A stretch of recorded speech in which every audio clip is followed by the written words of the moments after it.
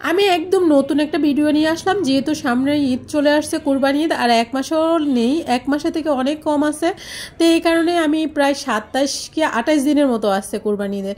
তো এই কারণে আমি নতুন এই ভিডিওটা নিয়ে আসলাম কিভাবে ফ্যাপসাটা পরিষ্কার করে একদম পরিচ্ছন্নভাবে রান্না করা যায়। তো এখানে আমি 1 কেজি ফ্যাপসা আগে থেকে আমি ধুয়ে পরিষ্কার করে নিছি, করার পরে আমি ফুটন্ত গরম পানিতে এটা প্রায় 5 মিনিটের মতো ঝাল দিয়ে নিতেছি। এই যে দেখেন কি পরিমাণ ময়লা যে এটা থেকে বের হইতেছে। আসলে আমরা অনেকেই কিন্তু ফ্যাপসাটা পরিষ্কার করার জন্য খাই না, বা এরকম, বা অনেকেই পছন্দ করি, বা পরিষ্কারটা কিভাবে করতে হয় অনেকেই জানি না। তো এইভাবে আমি ফুটন্ত পানির ভিতরে আমি ফ্যাপসাটা কিন্তু একদম 5 মিনিটের মতো হিট করে নিছি। তারপরে এটা আমি ভালো করে ঠান্ডা পানি দিয়ে ধুয়ে পরিষ্কার করে নিব। তারপরে এটার উপরে যে একটা আঁশ আছে ওই আঁশটা আমি তুলে ফেলে দিব যে ফ্যাপসার উপরে। তার ভিতরে এগুলার ভিতরে কিন্তু রগগুলার ভিতরে কিন্তু প্রচুর পরিমাণ রগ আছে। রগগুলা বের করে নিব আমি। এই যে ছোট ছোট রগগুলা আমি এগুলা বের করে নিব। তারপর এই যে রগটা আমি আলাদা করে নিতেছি, এখানে কিন্তু প্রত্যেকটা রগ কিন্তু বের হবে। তো আমি কিন্তু সবগুলা রগ কিন্তু বের করে নিতেছি, যে আরেকটা ফ্যাপসা থেকে আমি বের করে নিতেছি।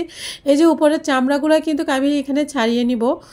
আর এভাবে কিন্তু ফ্যাপসাগুলা এইভাবে আলাদা করে নিতে হবে। তারপরে আমি এখানে কাটার জন্য নিয়ে নিতেছি। আর এই কাজটা করা কিন্তু খুবই সহজ। এই যে কি সুন্দর রগগুলা বের হয়ে যায়, ছাড়িয়ে নেওয়া যায়।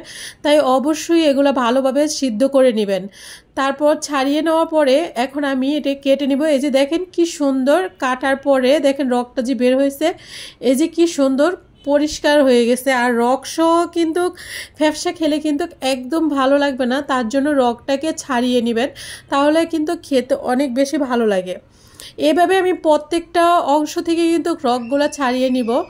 আর এই যে দেখেন কি সুন্দর, আর ভিতর থেকে দেখেন এইগুলা রগ কিন্তু ভিতর থেকে আরও বের হয়। দেখেন কতগুলো রগ বের হয়। আমি কিন্তু কিছুক্ষণ আগে অনেকগুলো রগ বের হয়েছি।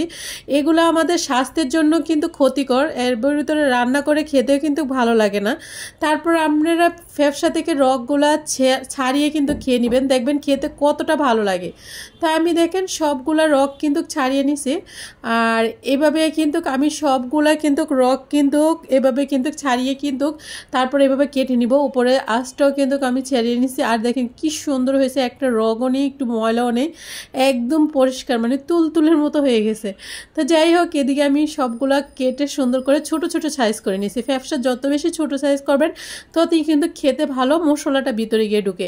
আর দেখেন আমার ফ্যাপসাগুলো এত সুন্দর একটা কালার আসছে, মনে হয় যেন ধুয়ে আনছি, কিন্তু আমি এটি ধুই নাই, গরম পানির ভিতরে যতটুকু হয়েছিল তাই রান্নার জন্য উপযোগী হয়ে গেছে। এখন এই যে সব কিছু রেডি করে নিব আস্তে আস্তে রান্না করার মতো। আজকের ভিডিওটা এই পর্যন্ত। যদি ভিডিওটা কারো ভালো লেগে থাকে অবশ্যই শেয়ার করে দিবেন। আল্লাহ হাফেজ।